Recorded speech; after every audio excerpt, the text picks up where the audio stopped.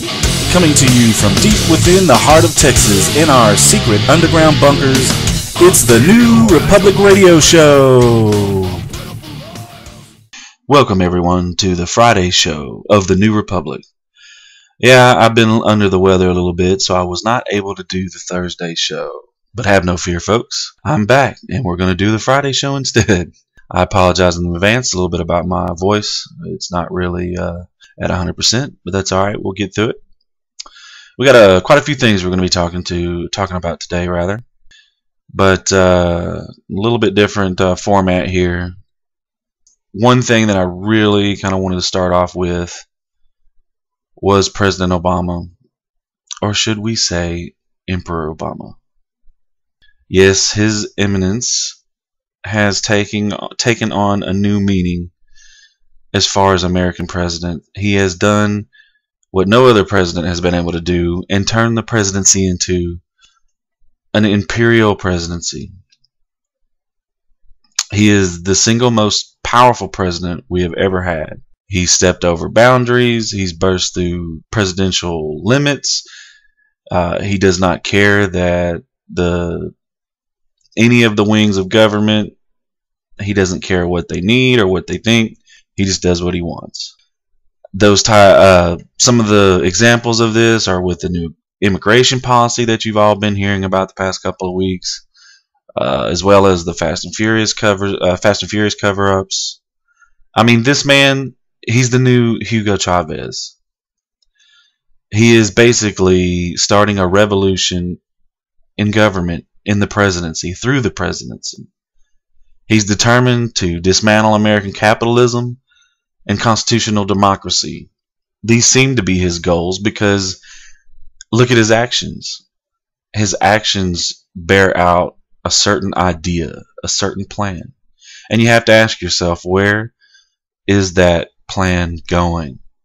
All you have to do is look at things such as Obamacare, the Dodd-Frank financial reform, the de facto nationalization of General Motors and Chrysler, the drive to create a green economy through administrative fiat,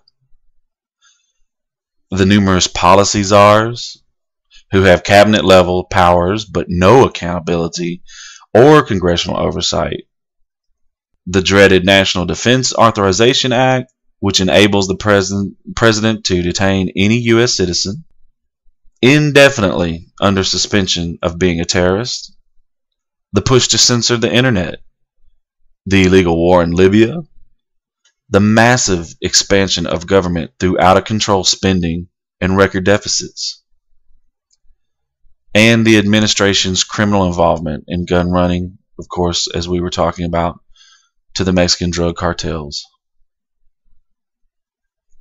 This president is purposely crashing the economy. He's purposely raising unemployment. He's purposely sidestepping the Constitution. He's going outside the accountability of Congress or the judiciary. What is this man's ultimate goal? I mean, a lot of people, a lot of you tell me, well, we've only got 4 more months. But that's the question, do we? Do we really only have 4 more months of the emperor's policies? Because look at the Republicans. They put up Romney. Romney. Really? What is he going to do?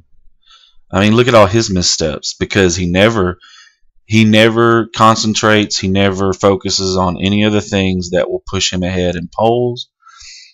He's a classic McCain. You know, he's doing all the good guy stuff. Oh, I don't want to talk bad about him. I don't want to sling mud. But what is that going to get him? Nothing. Just like the Republicans through the election with McCain, they have basically thrown the election with Romney. So we're going to have 4 more years of Democrats, because their little deal together is you get, in a presidency, you get 4 years Republican, rather 8 years Republican, 8 years Democrat. So that's what's going on, just in that. And we're not even talking about things that the president himself, Emperor Obama himself, could do.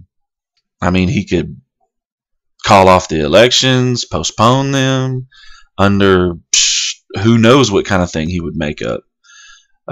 He's basically thinking outside the box on all these other things with the immigration policy, Fast and Furious, all these other things that I've covered. He's thinking outside the box on them. So what makes you think he's not thinking outside the box on this next election? He's already having problems. I know out of Georgia, they couldn't get people to spend $500 on a general ticket for a fundraiser.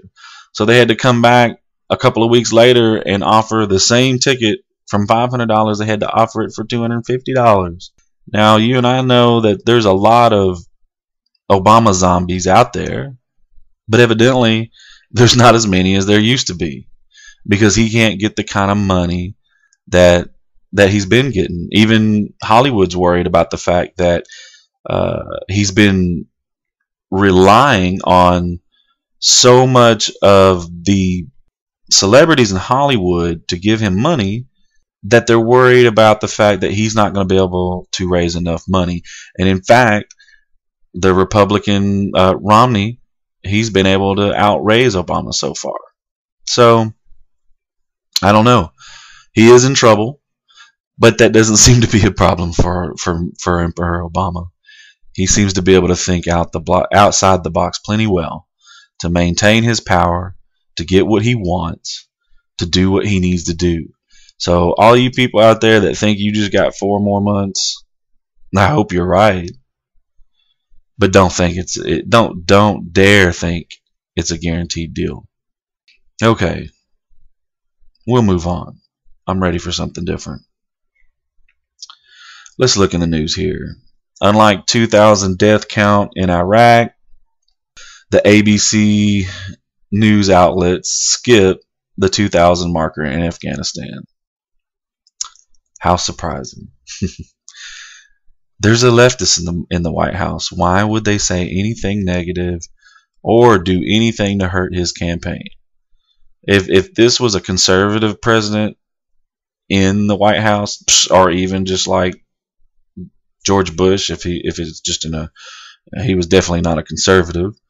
But if it was a Republican president, they'd be all over it, because of course the media thinks Republican conservative automatically. Ignore reality. That's okay.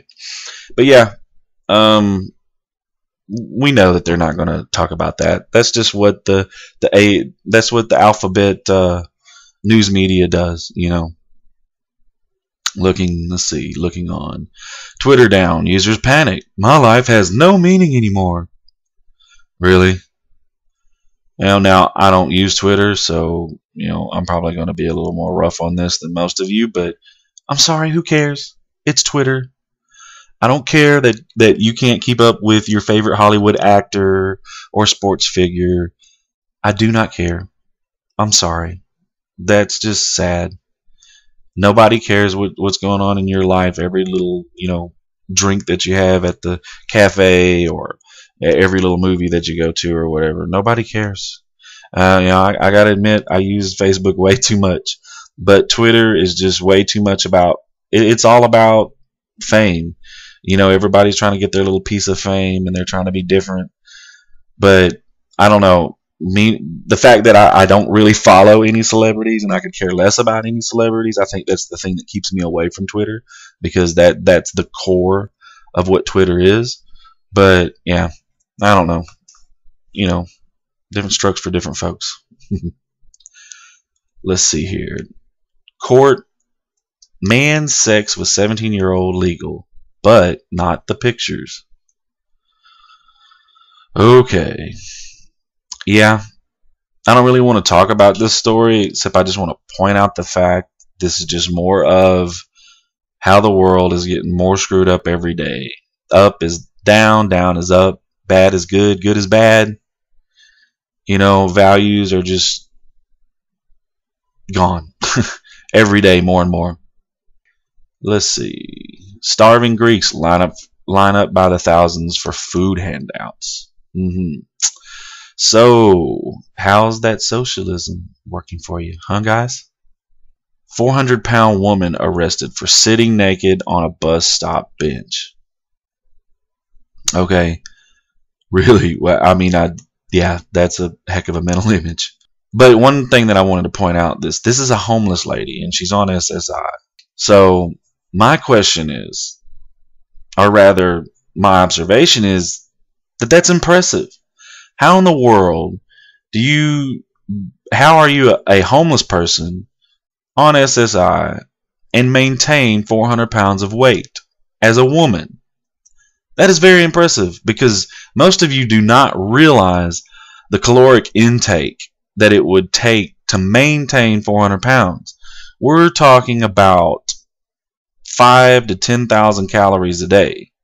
My question is where is she getting this? I mean, even if she had, a horrible thyroid problem and diabetes, it would still require no exercise and constant eating. I mean, it on one aspect, it's actually impressive. I mean, I don't want to see it.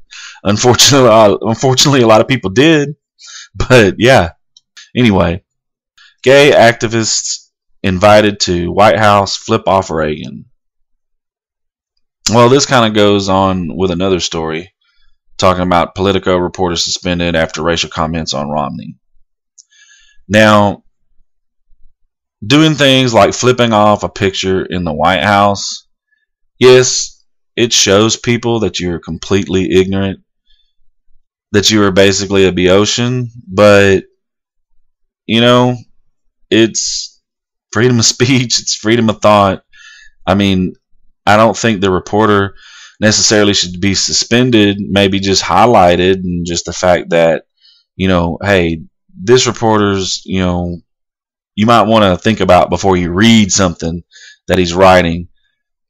I mean, eventually Politico will probably have to let him go if all of his stories seem to turn out this way, because he's going to lose complete credibility.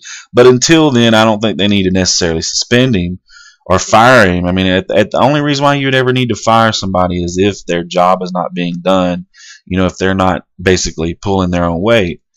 I don't think people should be fired or let go or boycotted for saying what they believe.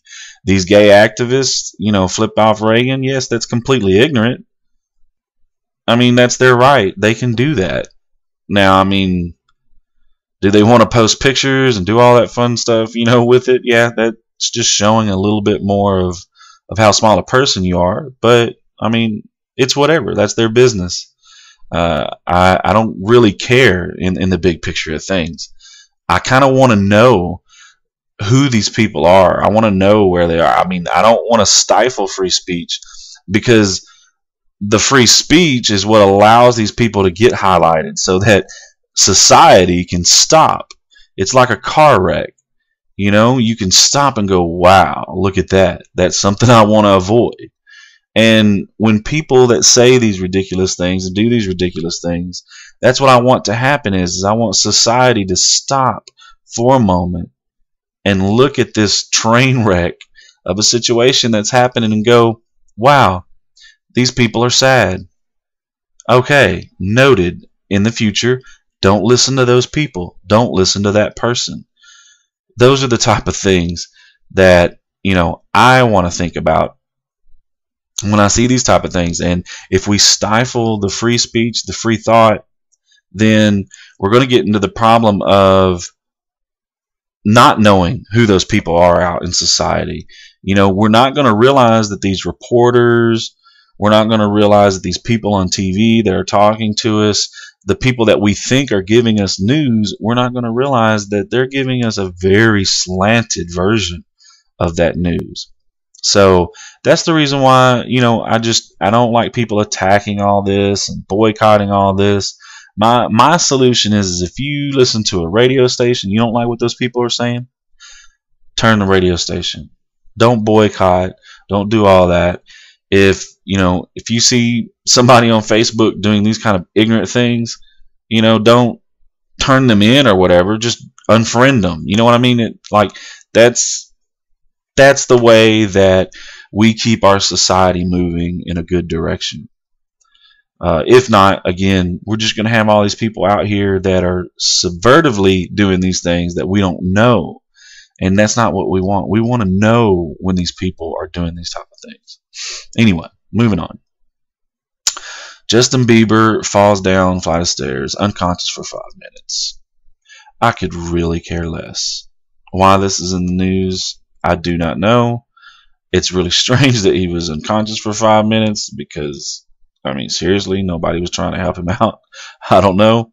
Hope he's okay. But, yeah, still don't care. Let's look here. Biden's brawlers. Veep security team squared off in Nantucket melee. Wow. More grandiose things for the presidency. Getting into a barroom fight with the men who guard Vice President Joe Biden would likely get someone locked up. Unless the brawlers also happen to be on the very same security team. That's just what happened in a bloody booze-fueled brawl that spilled out of Nantucket's Rose and Crown nightclub while Biden and his family were spending last Thanksgiving on the island, according to police logs, notes, and reports obtained by Fox News. Was one of the last two fights police in and around Martha's Vineyard have investigated, involving Secret Service agents and other members of the President Obama and Biden security detail in the last year as the leaders and their families vacation nearby. Yeah, I mean, again, it's just look at where the presidency has gone. I mean, it used to be an office of respect and admiration, and now, you know, we basically just have this party all the time attitude. You know, Obama's got all the rock stars and rappers and stuff in the White House, and they're hanging out and they're having fun. You know, we have basically the Secret Service being thugs and doing all this ridiculous stuff, getting in fights with each other, hooking up with hookers. I mean, that's just, it's really sad where this presidency is gone. And I just hope that it doesn't keep getting worse. But I don't know, unless we do something. And I don't know what we can do, because, again, it just looks like the Republicans have purposely thrown this race. Maybe, you know, maybe if we just overwhelmingly vote against Obama, maybe something good will happen. I don't know. All right, that music coming in means it's a break. I will be back in just a few. You're listening to The New Republic.